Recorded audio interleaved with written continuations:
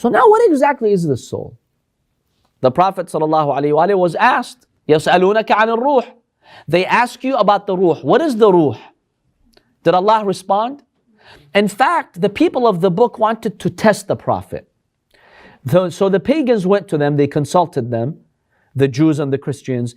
They were told, ask your Prophet 3 questions. One of them is this: ask him about the soul, the spirit.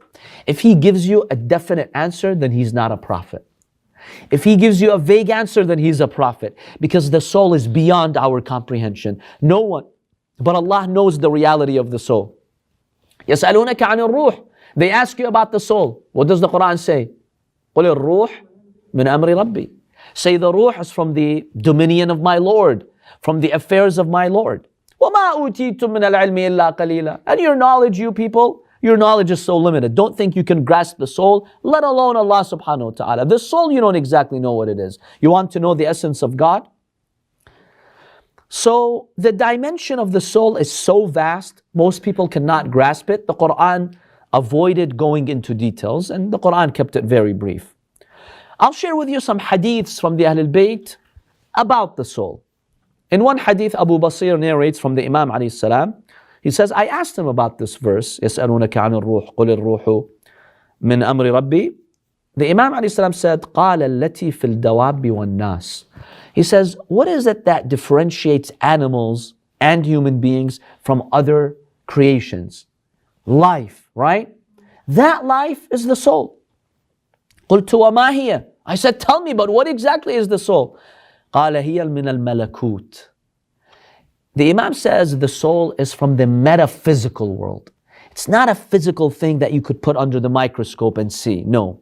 It comes from the metaphysical world. مِنَ الْقُدْرَةِ. It comes from the power of God. So the soul is a manifestation of God's power. It's metaphysical. It's not something physical that you can touch or feel. That's the first hadith. In another hadith, al-Imam al-Sadiq alayhi salam was asked about the essence of the soul. He says, إِنَّ الْأَرْوَاحَ لَا تُمَازِجُ الْبَدَنَ وَلَا تُوَاكِلُهُ. The Imam says the soul doesn't physically mix with the body.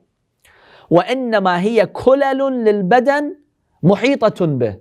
The Imam says the soul is like a cover that hovers around the body and basically surrounds the body, envelops the body. So it's not residing technically in the body, touching the body, no. The soul is basically surrounding the body. That's one way to understand the relationship between the body and the soul. In a third hadith, the Imam alayhi salam states, الروح جسم رقيق قد ألبس قالبا كثيفا. The ruh is a fine body. It's a very fine substance that has been given a dense body. So when you look at the human being, he has a dense body, which is this physical body, but the ruh is still material. It's not completely immaterial like God. Most scholars believe only God is immaterial. The soul is material, but it's a very fine type of body that we cannot detect with our senses. Another fourth interesting hadith. Why did Allah attach the souls to this body? See, the soul is somewhat unlimited.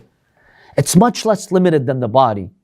Why did Allah imprison the soul by attaching it to this physical body? Interesting hadith from the Imam.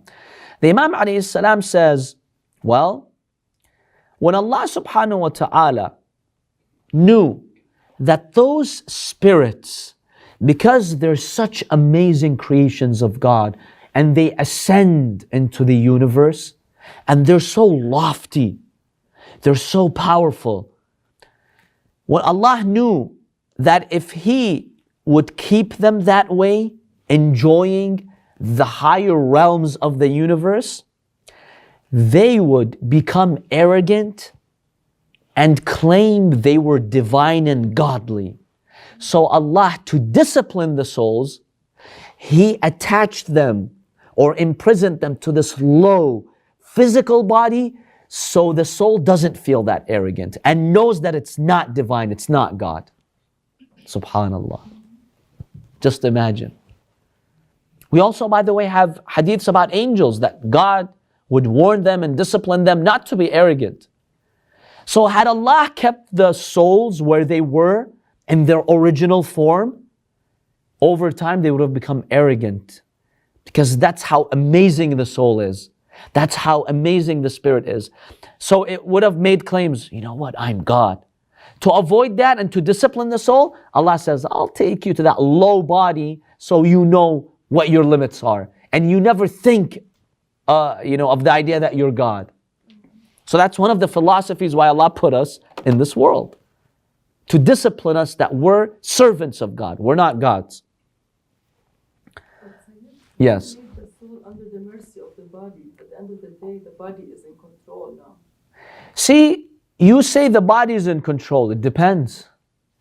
You can allow the soul to be in control. You pass your test. Or you let the body enslave the soul. You lose the test. That's up to the human being. And that's the test of this life.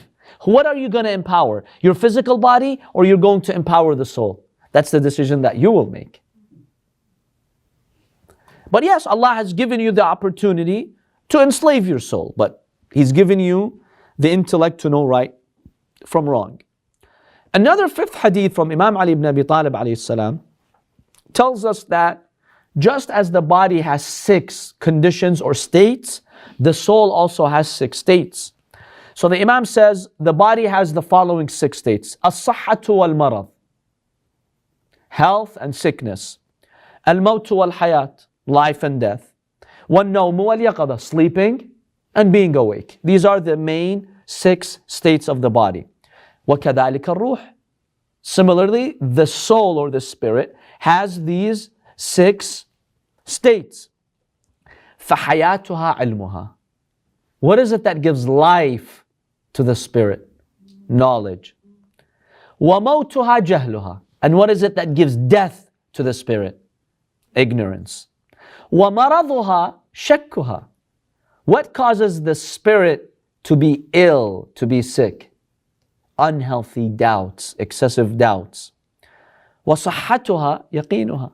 And what makes a spirit very healthy? Having yaqeen, having certainty. وَنَوْمُهَا غَفْلَتُهَا. When you're distracted, you forget, that's like the spirit sleeping. وَيَقَظَتُهَا حِفْظُهَا. And for the soul or the spirit to be wakeful, the Imam says it's the soul or the spirit always being aware. Always being aware, that gives you wakefulness for the soul. So just as the body has these 6 states, the soul also has these 6 states. Question: what about those who are mentally challenged? See, there are people who deny the existence of the spirit and the soul, and they say, look, it's all the function of your brain, right? Everything that you experience, the life, the emotions, the different states, that's all a byproduct of the brain. The brain is only a tool that connects the body to the spirit. It's the spirit that's actually in charge, that makes decisions, right? We have a soul, we have a spirit that defines us, but the tool through which the soul interacts with the body is the brain. So those who are mentally challenged, their ruh, their soul is actually intact. There's nothing wrong with their spirit or soul. The connection between that spirit and this physical life is weak, not the soul. Otherwise, their soul is just like any other soul. I'll give you an example. Let's say you have a lens. You have a telescope, microscope, glasses. If you have a telescope and you're looking at the galaxies, you're looking at the stars, who's looking? You or the telescope? Who's seeing and visualizing? You. And the telescope is only a what? A tool, right? Imagine if the lens of the telescope is not clear. There is a stain on the lens. Can you see the galaxies clearly and properly? No. Is the problem with your vision? No, your vision is fine. The problem is what? In the tool. Similarly, the person who's mentally challenged or insane or has psychological problems, their soul is in a good state. Their soul is just a normal soul. But the tool, the lens, is blurry. There's a problem in it. And so in this physical world, they are mentally challenged. But remember, the soul itself is not challenged. It's a perfect, fine soul just like any other souls. So keep that in mind. That the brain is only a tool that allows you to interact with the soul. Meaning allowing the body to interact with the soul. Otherwise, what really defines us is the spirit. And to give you one hint that we have a spirit, and scholars always refer to this, there is a fixed aspect of you. There is something linear in your life. You're not just a blob of matter, bunch of atoms and electrons and neutrons. No, you're much more than that. What's a hint that supports this idea or this reality? Look at your body now. Compare it to your body 10 years ago. Physically, scientifically, has it changed? Every aspect of your body has changed. Even the cells and the neurons in your brain, they've regenerated. Everything has been changed in your body. So this, physically, you're not the same thing. You're a completely new thing. Yeah, you look similar to what you were 10 years ago, but at a microscopic level, everything changed in your body. Everything was replaced. Every cell was regenerated. But when you look back 10 years ago, 20 years ago, 30 years ago, you still think of yourself as one entity, one being. You say, I did this 10 years ago. Who's this I? Who's it? Your cells, they changed. This body, it changed. Who's that I? That even if you're 70 years old and you look back 50 years ago, you still see yourself and feel that you're one being, I. That I in you, that me in me is what? The soul. That's an indication that there's a soul in charge. And the body is just a vehicle that can change. Otherwise, the reality of your existence is that spirit. It's that soul. This is just a hint. So the brain is just a tool that connects them. So if someone's mentally challenged, because people will say, you know, the evidence that you don't have a spirit, just go and play with someone's brain, right? Deform the brain and the person will no longer function. So where's the soul then? It's all about the brain and its functions. No. The brain is just a tool.